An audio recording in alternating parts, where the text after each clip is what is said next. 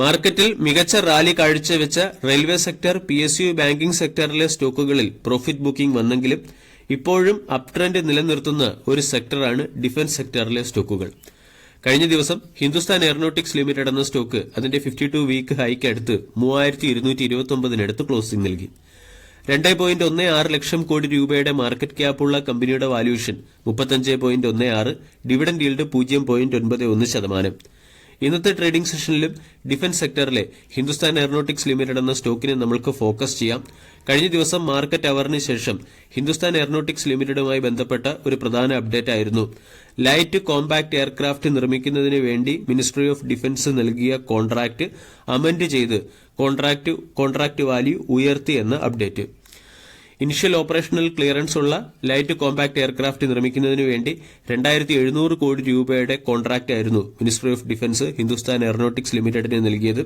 കഴിഞ്ഞ ദിവസം ഈ കോൺട്രാക്ട് 2700 നിന്നും 5077 കോടിയിലേക്ക് ഉയർത്തിയിട്ടുണ്ട്. ഇത് ഹിന്ദുസ്ഥാൻ എയറോനോട്ടിക്സ് ലിമിറ്റഡിനെ സംബന്ധിക്കുന്ന ഒരു പോസിറ്റീവ് ന്യൂസാണ്. ഈ ന്യൂസിന്റെ ഇമ്പാക്ട് സ്റ്റോക്കിന്റെ പ്രൈസിൽ പ്രതീക്ഷിക്കാവുന്നതാണ്. കമ്പനിക്ക് തുടർച്ചയായി ഓർഡർ ലഭിക്കുന്നു. റീസെന്റ് MiG-29 എയർക്രാഫ്റ്റിന്റെ എയ്റോ എഞ്ചിൻ സപ്ലൈ ചെയ്യുന്നതിന് വേണ്ടി 5250 കോടി രൂപയുടെ ഓർഡറും മിനിസ്ട്രി ഓഫ് ഡിഫൻസിൽ നിന്നും ഹിന്ദുസ്ഥാൻ എയറോനോട്ടിക്സ് ലിമിറ്റഡ് എന്ന കമ്പനിക്ക് ലഭിച്ചിരുന്നു. പല ബ്രോക്കേജ് ഏജൻസികളും സ്റ്റോക്കിന് ഹയർ സൈഡിലുള്ള ടാർഗറ്റ് നൽകിയിട്ടുണ്ട്. UBS എന്ന ബ്രോക്കേജ് ഏജൻസി ബൈ എന്ന റേറ്റിംഗും 3600 രൂപയുടെ ടാർഗറ്റുമാണ് നൽകുന്നത്. വരും സമയങ്ങളിലും ഇന്ത്യ അതിന്റെ മിലിറ്ററി സ്ട്രെങ്ത് വർദ്ധിപ്പിക്കാൻ സാധ്യതയുണ്ട്. അതിനനുസരിച്ച് ഹിന്ദുസ്ഥാൻ എയറോനോട്ടിക്സ് ലിമിറ്റഡ് എന്ന കമ്പനിക്ക് കൂടുതൽ ഓർഡറുകൾ ലഭിക്കും. അതോടൊപ്പം തന്നെ ഇൻഡിജനൈസേഷനും മേക്ക് ഇൻ ഇന്ത്യ പ്രോജക്റ്റും ആത്മനിർഭർ ഭാരതുമൊക്കെ വരും സമയങ്ങളിലും സ്ട്രോങ് ആയി പ്ലേ ചെയ്യാനുള്ള സാധ്യതയും കൂടുതലാണ്.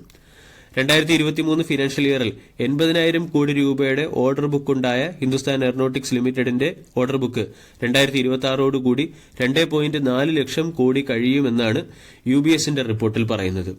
ഓരോ വർഷം കഴിയുന്തോറും ഡിഫൻസ് ബഡ്ജറ്റും ഉയർന്നുകൊണ്ടിരിക്കുകയാണ്. മുമ്പ് 5.94 ലക്ഷം കോടി രൂപയുടെ ഡിഫൻസ് ബഡ്ജറ്റായിരുന്നു പാസ്സായത്. ഇത് കഴിഞ്ഞ വർഷത്തേക്കാൾ 13% വർധനവോടുകൂടി. ഹിന്ദുസ്ഥാൻ എയറോനോട്ടിക്സ് ലിമിറ്റഡ് എന്ന കമ്പനി ഓരോ സെക്ടറിലും പുതിയ കമ്പനികളുമായി ജോയിന്റ് വെഞ്ചർ കമ്പനികളും മെമ്മറാൻഡം ഓഫ് അണ്ടർസ്റ്റാൻഡിംഗിലും ഒപ്പുവയ്ക്കുകയും ചെയ്യുന്നുണ്ട്.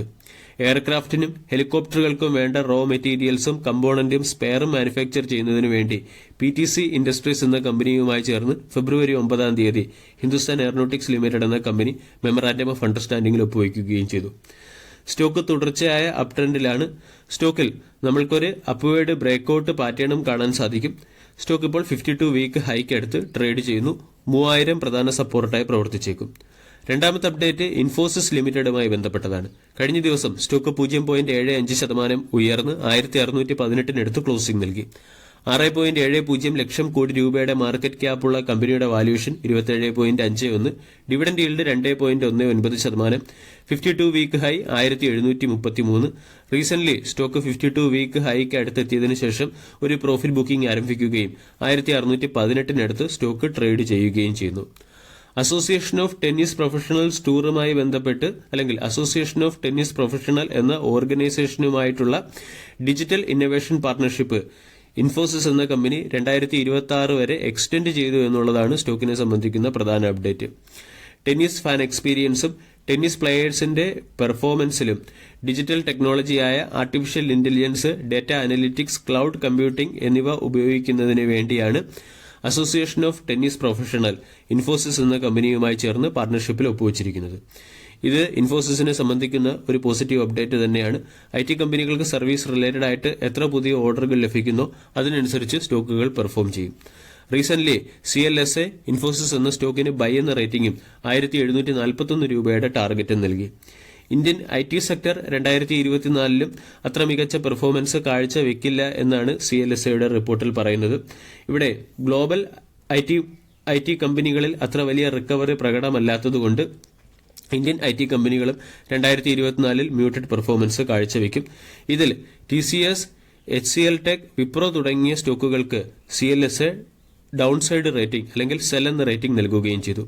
TCSന് സെൽ എന്ന റേറ്റിംഗും 3925 രൂപയുടെ ടാർഗറ്റുമാണ് നൽകിയിരിക്കുന്നത്. HCL ടെക്കിന് അണ്ടർ പെർഫോം എന്ന റേറ്റിംഗും 1536 രൂപയുടെ ടാർഗറ്റ് നൽകിയിട്ടുണ്ട്. വിപ്രോയ്ക്ക് സെൽ എന്ന റേറ്റിംഗും 441 രൂപയുടെ ടാർഗറ്റ് നൽകി.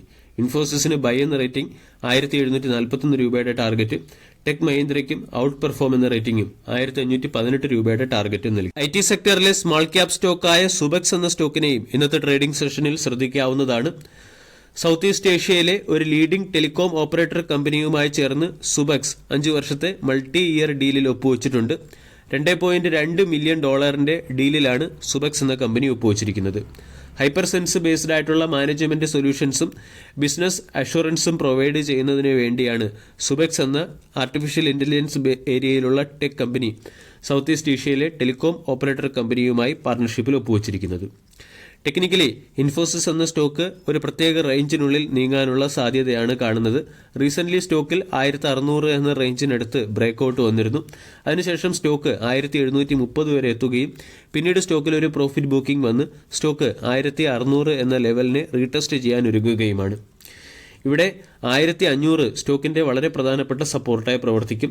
1500നും 1750നും ഇടയിലുള്ള റേഞ്ച് ബൗണ്ട് മൂവ്മെന്റ് ആണ് ഇൻഫോസിസ് എന്ന സ്റ്റോക്കിൽ വരും സമയങ്ങളിൽ നമ്മൾ പ്രതീക്ഷിക്കേണ്ടത്. മുമ്പ് ഇൻഫോസിസിനെ സംബന്ധിച്ചിടത്തോളം 1350 രൂപയുടെ സപ്പോർട്ടും 1600 രൂപയുടെ റെസിസ്റ്റൻസുമായിരുന്നു. ഇപ്പോൾ റെസിസ്റ്റൻസ് ഹയർ സൈഡിലേക്ക് ഷിഫ്റ്റ് ആയിട്ടുണ്ട്. വീഡിയോ എല്ലാവർക്കും ഇഷ്ടമായി എന്ന് വിശ്വസിക്കുന്നു. താങ്ക്